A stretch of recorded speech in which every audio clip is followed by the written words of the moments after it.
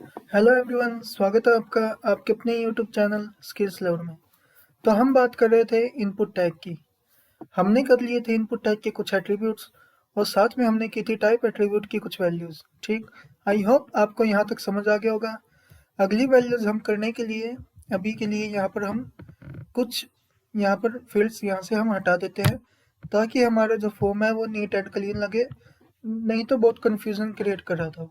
ठीक, हमें कोई कन्फ्यूज़न ना हो, आपको कोई कन्फ्यूज़न ना हो, इसलिए हमने उसके कुछ फील्ड्स हटा दिए। ठीक, तो चलिए हम चलते हैं अगली वैल्यू की तरफ। टाइप एट्रीब्यूट की अगली वैल्यू है हमारी कलर। सपोज हम यहाँ से चाहते हैं सेलेक्ट कलर, यहाँ पे लगा देते हैं हम इनपुट टैग।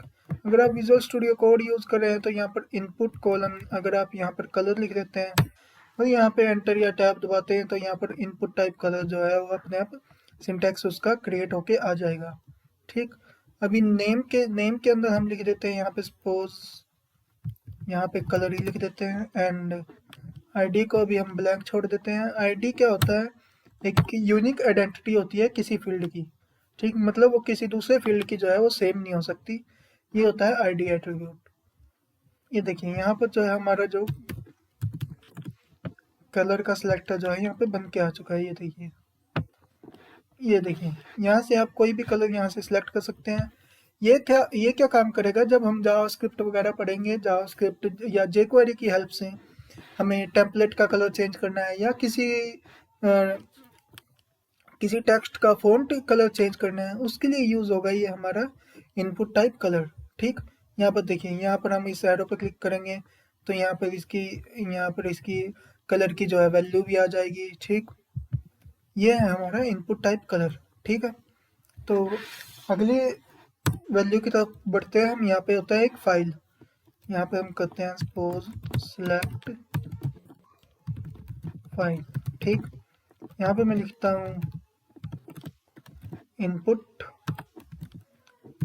Colons file. ये देखिए यहाँ पर जो है फाइल की वो सिंटेक्स बन के आ चुका है। ठीक, यहाँ पे नेम मैं लिख लेता हूँ फाइल या फिर डॉक्यूमेंट्स। ठीक, यहाँ पे करता हूँ मैं इसे रिफ्रेश एंड यहाँ पे देखिए, यहाँ पे मैं लगा देता हूँ बीआर टैग ब्रेक देने के लिए। यहाँ पर देखिए एक फाइल जो है, यहाँ पर एक फील्ड क्रिएट हो गया है, यहाँ पे लिख के आ गया है चूज फाइल। जैसे ही हम यहाँ पर क्लिक करेंगे आपका जो फोल्डर ओपन हो जाएगा और यहाँ पर देखिए आप कोई भी फाइल जो है यहाँ से सिलेक्ट कर सकते हैं। ठीक, ये देखिए यहाँ पर मेरे पास 4 फाइल्स हैं। यहाँ पर एक इमेज है, एक ऑडियो फाइल है, एक वीडियो फाइल है एंड टेक्स्ट फाइल है। ठीक, मैं यहाँ पर किसी एक को सिलेक्ट कर लेता हूँ। यहाँ पर मैंने इसको सपोज यहाँ से सिलेक्ट कर लिया और यहाँ पर देखिए ये सिलेक्ट हो चुकी है। ठीक, अब जैसे ही मैं इस पर दोबारा क्लिक करूँगा तो आप इसको चेंज भी कर सकते हैं, यहाँ से हम ऑडियो सेलेक्ट कर सकते हैं। अब मैं चाहता हूँ कि जब भी ये हम यहाँ पर क्लिक करें तो सिर्फ वो ऑडियो को ही सिलेक्ट कर पाए, वीडियो या किसी और फॉर्मेट को वो सिलेक्ट ना कर पाए। इसके लिए हमारा एक एट्रीब्यूट होता है, इसका फाइल का एक एट्रीब्यूट होता है जिसका नाम है एक्सेप्ट। ये देखिए जैसे ही मैं यहाँ पर एक्सेप्ट लिखता हूँ और यहाँ मैं लिखता हूँ audio and slash and star, अब मैं करता हूँ फॉर्म को रिफ्रेश। अब देखिए मैं जैसे ही चूज फाइल पर क्लिक करूंगा इसको सिर्फ यहाँ पर ऑडियो दिखेगा, ऑडियो ही यहाँ पे सिलेक्ट कर पाएगा। आप किसी भी फोल्डर में चले जाएं, वहाँ पे अगर ऑडियो फाइल होगी तो वो ही शो होगी, अदरवाइज कोई और फॉर्मेट की फाइल जो है यहाँ पर शो नहीं होगी। ठीक, अब इसी तरह यहाँ पे हम लिख सकते हैं यहाँ पे वीडियो फाइल जो यहाँ पे सिलेक्ट करवाने के लिए, ये देखिए यहाँ पर वीडियो आ जाएगी। और इसी तरह यहाँ पर हम लिख सकते हैं इमेज। ठीक, अब मैं चाहता हूँ कि यहाँ पर एक मिनट में आपको इमेज वाला भी यहाँ पर सिलेक्ट करके दिखा देता हूँ। इसी तरह ये देखिए यहाँ पर इमेज आ गई है। ठीक, अब मैं चाहता हूँ कि यहाँ पर इमेज और ऑडियो दोनों आए तो हम यहाँ पर कॉमा लगा के भी लिख सकते हैं ऑडियो स्लैश स्टार। आप यहाँ पर तीनों भी लिख सकते हैं, यहाँ पर वीडियो भी लिख सकते हैं। ठीक, यहाँ पर आपने स्पेसिफाई करना है कि आपको ये तीनों यहाँ पे रिक्वायर्ड है, तो आप तीनों के लिए यहाँ पर जो है कॉमा करके लगा सकते हैं। ठीक, अब यहाँ पर एक चीज़ और आप लिख सकते हैं एक्सेप्ट एट्रीब्यूट में, आप फाइल की एक्सटेंशन भी यहाँ पर दे सकते हैं। सपोज आपको चाहिए कि .txt फाइल है, जो .txt जिस भी फाइल की एक्सटेंशन है वो यहाँ पर दिखनी चाहिए। तो उसके लिए आप यहाँ पर लगा दीजिए सिंपल डॉट txt। जैसे ही मैं फॉर्म को रिफ्रेश करूँगा, यहाँ पर देखिए आपको सिर्फ txt फाइल ही यहाँ पर नज़र आएगी। ठीक, वैसे ही आप यहाँ पर कोई भी यहाँ पे एक्सटेंशन दे सकते हैं, उसी एक्सटेंशन की फाइल ही आपको यहाँ पर दिखेगी। ठीक, आप यहाँ पर ये देखिए वो फाइल किस एक्सटेंशन की थी, इमेज फाइल, ये देखिए ये जेपीजी एक्सटेंशन की फाइल थी। तो मैंने जैसे ही डॉट जेपीजी यहाँ पर लिखा तो जेपीजी एक्सटेंशन की फाइल ही आपको यहाँ पर नजर आएगी और ये यहाँ पर देखिए जेपीजी आ जाएगा। ठीक, अब इसका एक और एट्रीब्यूट होता है, मैं चाहता हूँ कि यहाँ पर इसको मैं एक्सेप्ट को मैं हटा देता हूँ। ठीक, ये देखिए अब मैं करता हूँ इसको रिफ्रेश। अब आप चाहें तो आप ये चारों जो है एक ही साथ सेलेक्ट कर सकते हैं, लेकिन यहाँ पे ये सिलेक्ट नहीं हो पा रही है। ठीक, इसके लिए हम क्या करेंगे, यहाँ पर एक इसका एट्रीब्यूट होता है यहाँ पर मल्टीपल। जैसे ही हम यहाँ पर मल्टीपल लिखते हैं, हम यहाँ पर चूज फाइल पे क्लिक करेंगे और यहाँ पर हम शिफ्ट प्रेस करके फाइल्स को सिलेक्ट करेंगे। तो यहाँ पर आप मल्टीपल फाइल्स जो है यहाँ पर सिलेक्ट कर सकते हैं। ठीक, ये देखिए जैसे ही मैं यहाँ पर शिफ्ट प्रेस करता हूँ, शिफ्ट प्रेस करके या फिर आप यहाँ पर या फिर कंट्रोल प्रेस करके या शिफ्ट प्रेस करके आप जैसे ही फाइल्स को यहाँ पर सिलेक्ट करेंगे तो ये सारी फाइल्स यहाँ पर सिलेक्ट हो जाएंगी। और यहाँ पे करता हूँ ओपन पे क्लिक, ये देखिए 4 फाइल्स यहाँ पर सिलेक्ट हो चुकी हैं। ठीक, और ये जो है सर्वर पे 4 फाइल्स ही सबमिट होंगी जब हम यहाँ पे फॉर्म को सबमिट करेंगे। ये देखिए, ठीक, सॉरी यहाँ पर ये कॉपी हो गया। ठीक, तो चलते हैं अगली वैल्यू की तरफ। अगली वैल्यू है हमारी नंबर। सपोज मैं यहाँ पर लिखता हूँ number and input columns number मैं यहाँ पर ले लेता हूँ। यहाँ पर लिखता हूँ नंबर, आईडी को भी ब्लैंक छोड़ देते हैं। यहाँ पर लिखता हूँ ब्रेक टैग। ठीक, ये देखिए नंबर क्या करता है कि यहाँ पर कोई भी नंबर सेलेक्ट करने के लिए हम यूज करते हैं नंबर। हम यहाँ पर जो है लिख भी सकते हैं। ठीक, तो यहाँ पर देखिए अप और डाउन एरो बनी हुई है, इससे हम इसको अप कर सकते हैं, इससे हम इसको डाउन कर सकते हैं। ठीक, ये हमारा जो है नेगेटिव में भी सिलेक्ट हो जाता है। तो ये हमारा नंबर इनपुट टाइप नंबर। इसकी एक एट्रीब्यूट होते हैं इसके मिन और मैक्स। मिन में हम स्पेसिफाई कर देते हैं यहाँ पर 0 एंड मैक्स में कर देते हैं सपोज यहाँ पर 10।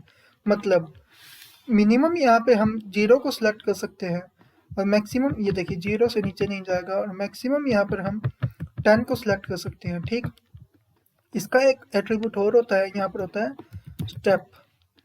स्टेप एट्रीब्यूट क्या करेगा, जैसे ही हम स्टेप एट्रीब्यूट में यहाँ पर 2 लिखते हैं तो ये क्या करेगा, 0 से स्टार्ट होके 2 तक 2 के स्टेप में यहाँ पर 2 के डिफरेंस में जो है हमारा जो नंबर से यहाँ पर सिलेक्ट करवाएगा। ये देखिए 0 2 4 6 8 10, मतलब 2 का डिफरेंस यहाँ पर हमें शो होगा इन नंबर्स में।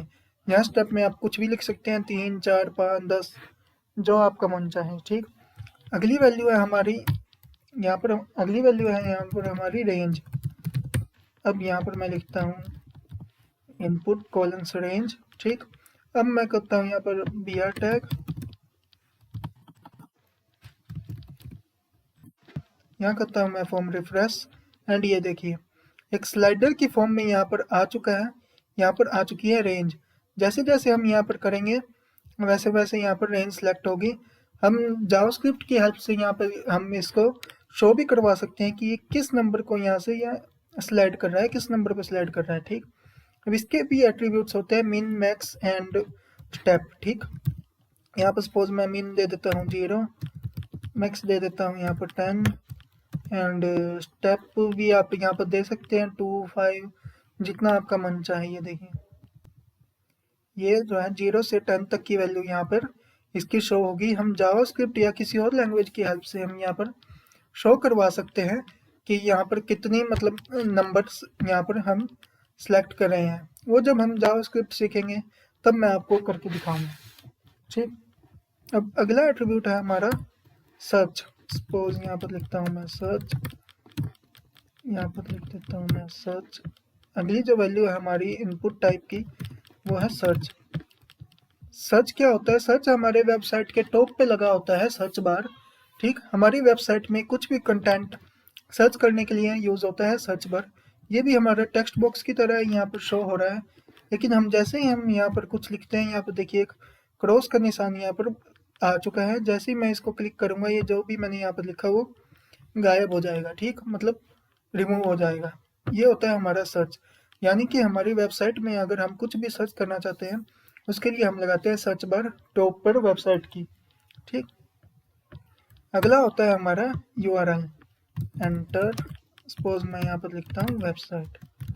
URL क्या करेगा, हम किसी भी वेबसाइट का यहाँ पर हम URL डालने के लिए यहाँ पर यूज होता है URL, इनपुट टाइप URL। ये देखिए, ये भी टेक्स्ट बॉक्स की तरह ही यहाँ पर शो होता है, लेकिन हम यहाँ पर नॉर्मल टेक्स्ट जो है एंटर नहीं कर सकते। यहाँ पर ये मैसेज दिखा देता है प्लीज एंटर URL, ठीक। आप यहाँ पर ऐसे भी नहीं लिख पाएंगे, फिर भी ये दिखाएगा प्लीज एंटर URL। हमें यहाँ पर प्रॉपर URL डालना पड़ेगा, सपोज ऐसे HTTPS एंड कॉलन्स। अब ये यहाँ पर इसको गेट कर लेगा और यहाँ पर जो है ये सबमिट हो जाएगा, ठीक। अब नेक्स्ट जो फील्ड है हमारा, हमें यहाँ पर सपोज हम यहाँ पर कुछ नहीं लिखते हैं, यहाँ पर हम लगाते हैं नेक्स्ट जो फील्ड है हमारा वो है हिडन। हिडन, ठीक। जैसा कि हिडन इसके नाम से ही शो हो रहा है कि ये जो फील्ड है हिडन रहेगा, ये हमारे वेब फॉर्म में शो नहीं होगा। लेकिन इसका काम क्या है, फिर सपोज मैं यहाँ पर लिख लेता हूँ इसको हिडन कंटेंट, ठीक। और मैं इसकी वैल्यू यहाँ पर दे देता हूँ स्किल्स लवर। ये देखिए, अब मैं इसको रिफ्रेश करता हूँ, ये हमारे फॉर्म पे यहाँ पर कहीं पे भी शो नहीं होगा। लेकिन जब मैं हमें यहाँ पर डेवलपर टूल में यहाँ पर मैं जाकर देखूंगा, यहाँ पर ये हिडन हमारे पास होगा। ये देखिए, ये रहा, यहाँ पर इसकी वैल्यू भी होगी स्किल्स लेवल। मतलब हम हिडन फील्ड में कोई ऐसी वैल्यू डालते हैं जो हमने अपनी वेब फॉर्म पे शो तो नहीं करवाना है, लेकिन जब भी फॉर्म सबमिट हो वो हमारा सबमिट होना चाहिए। हिडन फील्ड में जो वैल्यू है वो सबमिट होनी चाहिए हमारे सर्वर पे, या फिर उसके हम कुछ फंक्शनैलिटी अगर हमें उसका यूज़ करके करनी है किसी लैंग्वेज की हेल्प से, तो उसके लिए हम यूज़ करते हैं हिडन फील्ड, ठीक। तो जब हम जावास्क्रिप्ट करेंगे तो हम इसको ज़्यादा जानेंगे, इसका यूज़ हम करेंगे कि सर्वर पे इसको मतलब सबमिट करवाने के लिए, ठीक। अब चलते हैं हमारे अगले वैल्यू की तरफ। अब अगली वैल्यू बताने से पहले, जैसे मान लीजिए ये हमारा सबमिट बटन था, ठीक। यहाँ पर है हमारा सबमिट बटन। अब मैं इसको जैसे यहाँ पर मैंने कुछ डाल दिया, यहाँ पर मैंने पूरा इसको भी यहाँ पर मैं कुछ डाल देता हूँ। ये भी मैं यहाँ से सिलेक्ट कर लेता हूँ, सपोज कलर, एंड फाइल भी सिलेक्ट कर लेता हूँ, ठीक। अब जैसे मेरे ये जो इसमें कंटेंट है, ये जो मैंने डाला ये गलत हो गया, अब मुझे क्या करना पड़ेगा, फॉर्म को रिफ्रेश करना पड़ेगा, ठीक। लेकिन इसके लिए हम एक बटन भी होता है, जैसे यहाँ पर हमने इनपुट टाइप सबमिट लिखा तो ये सबमिट बटन जो है यहाँ पर क्रिएट होके आ गया था। एक होता है हमारा इस इनपुट टाइप, यहाँ पर होता है रिसेट। ये देखिए, अगर हम इसकी वैल्यू यहाँ पर ब्लैंक रखते हैं तो इसकी बाय डिफॉल्ट वैल्यू होती है रिसेट। ये देखिए, ये रिसेट क्या करता है, जैसे ही हम यहाँ पर हम सपोज यहाँ पर हम कोई वैल्यूज फिल करते हैं और रिसेट बटन पे क्लिक करते हैं तो ये फॉर्म को रिसेट कर देता है। मतलब जितनी भी वैल्यूज वहाँ पे हमने फिल किया उनको पहले जैसा कर देगा, उनको ब्लैंक कर देगा। अगर वो जैसे फॉर्म लोड हुआ था जिस टाइम पे जैसे था फॉर्म, वैसे ही उस टाइम जैसा जो है ये फॉर्म को बना देता है। उस टाइम अगर यहाँ पे वैल्यूज ब्लैंक थी तो इसको ये ब्लैंक बना देता है। ये देखिए, सारी वैल्यूज को यहाँ पर ये ब्लैंक कर देगा, ठीक। अब क्या होगा, एक होता है हमारा यहाँ पर इनपुट टाइप इमेज। इमेज क्या करता है, जब हम इनपुट टाइप इमेज लेते हैं तो वो क्या करेगा, एक हमारा जो जिस तरह हमारा सबमिट का बटन है, ठीक, जिस तरह हमारा सबमिट का बटन काम करता है वैसे ही काम करता है हमारा इनपुट टाइप इमेज। तो मैं आपको यहाँ पर करके दिखाता हूँ इनपुट इमेज, ठीक। और मैं यहाँ पर इसको सबमिट को यहाँ से हटा देता हूँ, क्योंकि मैंने आपको बताया कि सबमिट की तरह ही काम करता है इनपुट टाइप इमेज। यहाँ पर मैं लिख देता हूँ स्टार्ट, एंड यहाँ पर मैंने एक इमेज डाउनलोड की हुई है submit.png। जैसे ही मैं आपको यहाँ पर रिफ्रेश करता हूँ, ये देखिए यहाँ पर इमेज आ चुकी है, ठीक। इसकी जो है हम यहाँ से हाइट विड्थ सेट कर लेते हैं, सपोज मैं इसकी यहाँ पर हाइट ले लेता हूँ 25 पिक्सल एंड विड्थ मैं यहाँ पर ले लेता हूँ 90 पिक्सल। यहाँ पर मैं करता हूँ रिफ्रेश, इसकी हाइट मैं थोड़ी और यहाँ से बढ़ा देता हूँ। ठीक, ये देखिए यहाँ पर जो है सबमिट, यहाँ पर इमेज आ चुकी है, सबमिट की है, मैंने गूगल से डाउनलोड कर ली थी। ठीक, अब ये इमेज जब यहाँ पर इनपुट टाइप सबमिट हम यहाँ पर लिखते हैं, ये एक सबमिट बटन क्रिएट कर देता है उस इमेज को, मतलब उस इमेज को ये जो है एक सबमिट बटन बना देता है। सपोज जैसे मैं यहाँ पर आपको दिखाने के लिए मैं यहाँ पर करता हूँ, एक यहाँ पर मैं इनवैलिड वैल्यू डालता हूँ, तभी हम यहाँ पर मैं आपको बता पाऊंगा कि ये जो है ये सबमिट बटन है। ये देखिए, ये देखिए सबमिट बटन का काम जो है ये इमेज कर रही है। ठीक, तो ये होती है हमारा इनपुट टाइप इमेज। अब हमने यहाँ पर दो बटन बनाए थे, सबमिट बटन एंड यहाँ पर रिसेट बटन। ठीक, अभी मैं इसको यहाँ पर वैसे ही, आई होप आपको ये इमेज समझ आ गया होगा, इनपुट टाइप इमेज। मैं इसको पहले जैसा ही सबमिट ही रहने देता हूँ। ठीक, अब हमने यहाँ पर दो बटन बनाए थे, एक सबमिट बटन, एक यहाँ पर, इसको मैं ताकि आपको कन्फ्यूज़न ना हो, इसकी मैं वैल्यू जो है सबमिट रहने देता हूँ। ठीक, यहाँ पर हमने दो बटन बनाए थे, सबमिट और रीसेट। ठीक, अब इस बटन का जो है एक और होता है बटन, जिसको हम कहते हैं सिंपली इनपुट टाइप यहाँ पर बटन। ठीक, अब यहाँ पर हम इसकी कोई भी वैल्यू दे सकते हैं। सपोज, अच्छा चलिए, अगर हम यहाँ पर इसकी कोई वैल्यू नहीं देते हैं तो यहाँ पर ये क्या आता है ये भी हम देख लेते हैं। ये देखिए यहाँ पर ये इसकी कोई बाय डिफ़ॉल्ट वैल्यू नहीं आती है, ये बिल्कुल ब्लैंक आता है। ठीक, हमें इसकी वैल्यू यहाँ पर देनी होगी, इसकी वैल्यू हम यहाँ पर दे देते हैं क्लिक हेयर। ठीक, ये देखिए ये बटन क्या करेगा, इसकी कोई बाय डिफ़ॉल्ट फंक्शनैलिटी नहीं होती है, इसकी फंक्शनैलिटी हमें डिफाइन करनी पड़ती है हमारी लैंग्वेज के अंदर, किसी भी स्क्रिप्टिंग लैंग्वेज के अंदर। जैसे हम जब जावास्क्रिप्ट करेंगे तो हम इस बटन की फंक्शनैलिटी वहाँ पे डिफाइन कर सकते हैं, जावास्क्रिप्ट जेक्वेरी वगैरह में। इसकी कोई बाय डिफ़ॉल्ट फंक्शनैलिटी नहीं होती सबमिट और रीसेट की तरह। ठीक, सबमिट और रीसेट की जो है बाय डिफ़ॉल्ट फंक्शनैलिटी होती है, बट इसकी जो है बाय डिफ़ॉल्ट फंक्शनैलिटी नहीं होती। ये देखिए आप चाहे कुछ भी यहाँ पर लिखिए, ये अगर हम इस बटन पे क्लिक करते हैं तो यहाँ पर कोई भी रिएक्शन नहीं होता है। ठीक, ये होता है हमारा इनपुट टाइप बटन। हाँ, इसका एक एट्रीब्यूट जरूर होता है, यहाँ पर होता है एक ऑन क्लिक। ठीक, ये या तो हमारे जावास्क्रिप्ट का किसी मेथड या किसी फंक्शन को कॉल करने के लिए यूज होता है। ठीक, यहाँ पर एक हमारा एक फंक्शन चलता है, ये जावास्क्रिप्ट का फंक्शन होता है वैसे तो। यहाँ पर मैं आपको यूज करके दिखा देता हूँ। ऑन क्लिक का मतलब है जैसे ही जब भी हम यहाँ पर क्लिक करें इस बटन पे तो क्या फंक्शनैलिटी चलनी चाहिए, उसके लिए होता है इसका ऑन क्लिक, मतलब क्लिक करने पे क्या होना चाहिए। तो क्लिक करने के लिए मैं चाहता हूँ कि एक अलर्ट आए जिसमें हेलो लिखा है। तो यहाँ पर देखिए क्लिक करेंगे तो यहाँ पर एक अलर्ट आ गया, यहाँ पर हेलो लिख के आ गया। ठीक, इस अलर्ट के बारे में मैं आपको जावास्क्रिप्ट के ट्यूटोरियल्स में बताऊँगा। ठीक, तो अब हमारा जो यहाँ तक आपको आई होप समझ आ गया होगा। अब इसके हम एक्स्ट्रा वैल्यूज़ यहाँ से हटा देते हैं ताकि हम इसको आगे कंटिन्यू कर सकें और कंफ्यूजिंग भी ना हो। ठीक, यहाँ पे मैं ये यहाँ तक इसको यहाँ से हटा देता हूँ एंड यहाँ से मैं ये बटन भी यहाँ से मैं रिमूव कर देता हूँ। अब देखते हैं हमारा फॉर्म जो है नीट एंड क्लीन लग रहा है। ठीक, अब एक एट्रीब्यूट होता है हमारे इनपुट टैग्स का, वो होता है फॉर्म। फॉर्म एट्रीब्यूट क्या करता है, सपोज हमने यहाँ पर फॉर्म जो है यहाँ पर क्लोज कर दिया। ठीक, इसके बाद अगर हम कोई फील्ड यहाँ पर लगाते हैं लेकिन हम चाहते हैं कि वो भी इसी फॉर्म के साथ लिंक हो, उसके लिए हम यूज़ करते हैं फॉर्म एट्रीब्यूट। मैं आपको करके दिखाता हूँ तो आपको ज़्यादा समझ आएगा। सपोज मैं इस ईमेल या जो ईमेल फील्ड है इसको मैं ले लेता हूँ, इसके बाद इसको मैं ले लेता हूँ फॉर्म टैग के क्लोजिंग के बाद। ठीक, और मैं यहाँ पर लगा देता हूँ br टैग, मैं करता हूँ रिफ्रेश। ये देखिए ये जो बाकी दो बटन्स एंड ये टेक्स्ट बॉक्स जो है ये एक फॉर्म के अंदर है, फॉर्म टैग के अंदर है, लेकिन ये जो ईमेल है यहाँ पर, ये यहाँ पर नहीं, इस फॉर्म के अंदर नहीं है। देखिए मैं आपको बताता हूँ कैसे। अब मैं यहाँ पर लिखा देता हूँ रिक्वायर्ड। अब रिक्वायर्ड लगाने के बाद जब मैं फॉर्म को सबमिट करूँगा तो ईमेल फील्ड पे एक मैसेज आना चाहिए, अगर ये फॉर्म के अंदर होता है तो।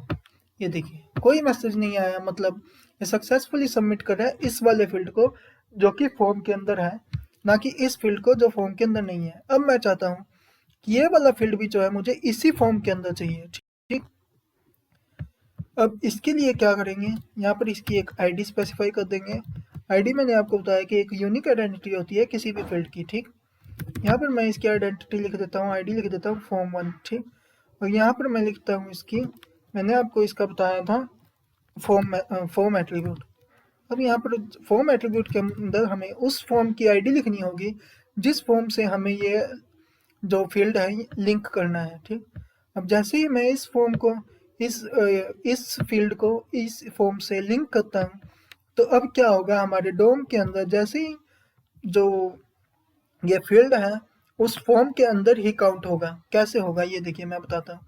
अभी हमने यहाँ पर रिक्वायर्ड लगाया है, अब हम इसे अगर फिल नहीं करते हैं और फॉर्म को सबमिट करने की कोशिश करते हैं तो यहाँ पर ये सबमिट नहीं होना चाहिए। देखिए please fill out this form, ये देखिए सबमिट बटन इसके साथ इस फील्ड के साथ भी काम कर रहा है, मतलब ये इस फॉर्म के साथ जो है लिंक हो चुका है।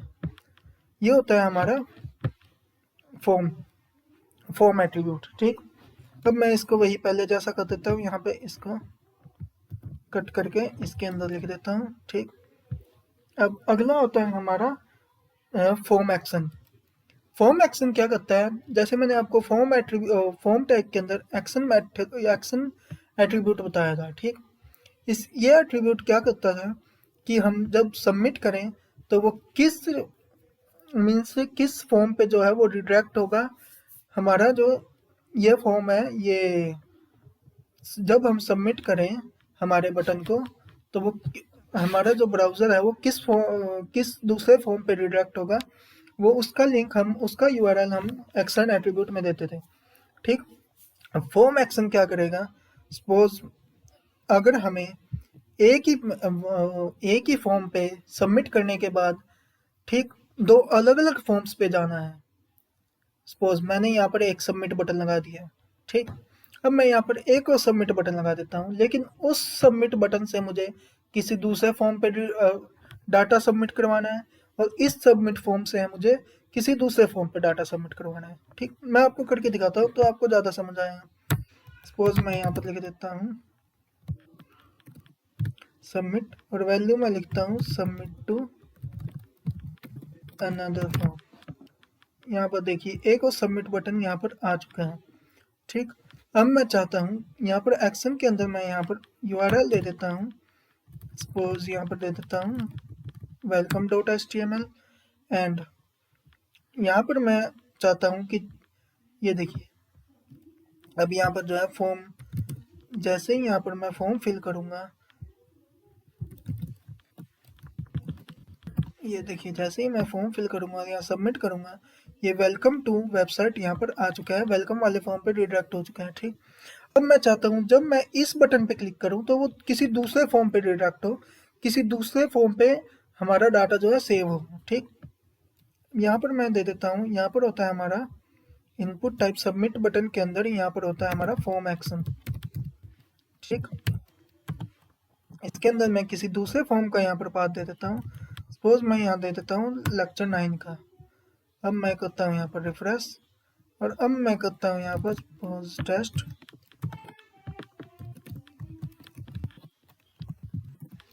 अब मैं करता हूँ सबमिट टू अनदर फॉर्म, ये देखिए ये जा रहा है हमारा lecture 9.html में, ठीक। और जब हम करते हैं इस पे सबमिट तो ये जाएगा हमारा अपना welcome.html में, ठीक। ये होता है हमारा फॉर्म एक्शन एट्रीब्यूट। अब एक होता है हमारा form method attribute. Form method भी इसके फॉर्म एक्शन के साथ ही लगता है इसी बटन के अंदर। ये हमारा गेट और पोस्ट डिफाइन करता है, मतलब ये डिफाइन करता है कि हमें किस टाइप में जो है डाटा सबमिट करवाना है, हमें गेट में करवाना है या पोस्ट में करवाना है। अब मैंने गेट और पोस्ट के बारे में मैंने जो हमारा फॉर्म टैग वाला जो ट्यूटोरियल है उसमें मैंने आपको बताया हुआ है कि गेट और पोस्ट किस तरह से काम करते हैं। अगर आपने वो नहीं देखा तो आप जाकर वो देख सकते हैं, ठीक। अब अगला हमारा एट्रीब्यूट जो होता है फॉर्म टैग, इसका इनपुट टैग का, वो है हमारा फाइल। मैं यहाँ पर एक्स्ट्रा जो सबमिट बटन यहाँ से हटा देता हूँ, इसको मैं नीट एंड क्लीन रखना चाहता हूँ। ठीक, अब हमारा जो अगला एट्रीब्यूट है यहाँ पर लिस्ट। लिस्ट किस तरह से काम करता है, लिस्ट देखिए, यहाँ पर मैं लगाता हूँ इनपुट एंड सॉरी यहाँ पर लगाता हूँ इनपुट, यहाँ पर मैं टाइप को यहाँ से हटा देता हूँ एंड यहाँ लिखता हूँ लिस्ट। ठीक, अभी मैं यहाँ पर कुछ नहीं लिखूंगा एंड ये देखिए, इसके अंदर हम यहाँ पर लिखते हैं डाटा लिस्ट एंड यहाँ पर ये क्रिएट हो चुका है। अब यहाँ पर हम लिखेंगे ऑप्शन। ऑप्शन के अंदर हम वैल्यू इसे यहाँ पर सपोज डाटा लिस्ट में मैं पहले इसकी आईडी दे देता हूँ, यहाँ पर आईडी दे देता हूँ मैं इसकी सपोज सब्जेक्ट्स। ठीक, सब्जेक्ट्स में मैं यहाँ पर हिंदी, मैं इसी को ही कॉपी करके नीचे ले आता हूँ, हिंदी। सपोज यहाँ लिखता हूँ मैं इंग्लिश, यहाँ लिखता हूँ मैं मैथ्स। ठीक, यहाँ लिखता हूँ मैं सपोज साइंस, यहाँ लिखता हूँ सपोज मैं सोशल स्टडीज। ठीक, ये देखिए यहाँ पर जो एक फील्ड क्रिएट होके आ जाएगा, इसके बाद मैं यहाँ पर लगा देता हूँ br टैग। यहाँ पे मैं लिख देता हूँ यहाँ पे सिलेक्ट सब्जेक्ट। ठीक, यहाँ पर देखिए अभी जो है यहाँ पर कुछ नहीं आ रहा है। ऐसा क्यों नहीं आ रहा है, हमने जो यहाँ पर डाटा लिस्ट क्रिएट किया है उसको हमें इस इनपुट लिस्ट से जो है बाइंड करना पड़ेगा, लिंक करना पड़ेगा। उसके लिए हम क्या करते हैं, इनपुट लिस्ट के अंदर हम यहाँ पर एक वैल्यू देते हैं जो कि होगी हमारी डाटा लिस्ट की आईडी। ठीक, हमने डाटा लिस्ट की आईडी जो है यहाँ पर रखी थी सब्जेक्ट्स, तो हम यहाँ पर इनपुट लिस्ट जो एट्रीब्यूट है उसकी वैल्यू हम उसकी आईडी प्रोवाइड करेंगे।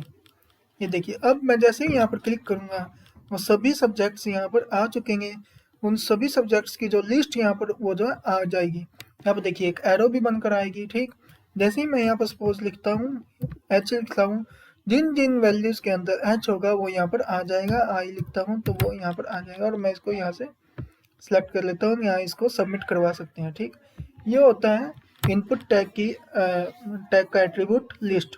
ठीक, डाटा लिस्ट की आईडी को हमें लिस्ट की वैल्यू के अंदर हमें लिंक करवाना पड़ेगा, तभी यहाँ पर हमारी जो है लिस्ट यहाँ पर आएगी। ठीक, ये थे हमारा इनपुट टैग यहाँ पर कंप्लीट हो चुका है। इनपुट टैग की कुछ वैल्यूज़ थी, कुछ एट्रीब्यूट्स थे और इनपुट टाइप की कुछ वैल्यूज़ थी। ठीक, आई होप कि आपको इनपुट टैग अच्छे से समझ आ गया होगा। अगर आपने इनपुट टैग की पिछली वीडियोस नहीं देखी हैं तो आप जाकर प्लीज़ देख लीजिए ताकि आपको पूरा इनपुट टैग समझ आ जाए। ठीक, अगर आपको ये वीडियो पसंद आई है तो वीडियो को लाइक कर दें, अपने फ्रेंड सर्कल में शेयर कर दें और चैनल को सब्सक्राइब कर दें ताकि आपको आने वाली वीडियोस की नोटिफिकेशन आपको मिलती रहे। उसके लिए आप बेल आइकन को प्रेस ज़रूर कर दें। ठीक, मिलेंगे अगली वीडियो में, तब तक के लिए नमस्कार।